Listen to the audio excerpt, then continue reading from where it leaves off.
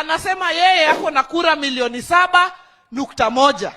Hiyo ndio kura ambayo alipeleka nayo Ruto.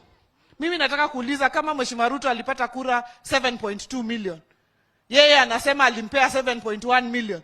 Kwani the rest of the country wengine wote ambao walipiga kura 100,000? Hawache kubeba watu ufala. Ache kubeba watu ufala. Watu wamekuwa werevu sana. Na hii mambo ya by-election, kumekuwa na by-election 10 ya constituencies hapa nchini. 10 of them. Juzi 9 zimeenda kwa broad-based. 1 imeenda kwa confused, clueless, agendaless elements. Sasa niwaulize, 9 na 1 gani mingi? 9 na 1 gani mingi?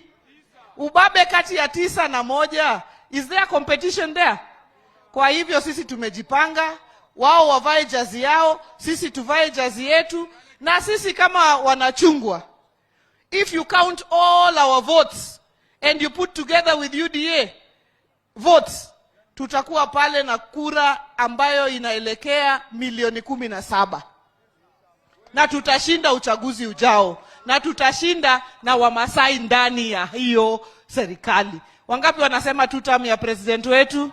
Wangapi wanasema chungwa imarike, chungwa isimame, chungwa ikuwe imara, chungwa isifungwe, chungwa isimame, chungwa ya baba? Mnakubaliana?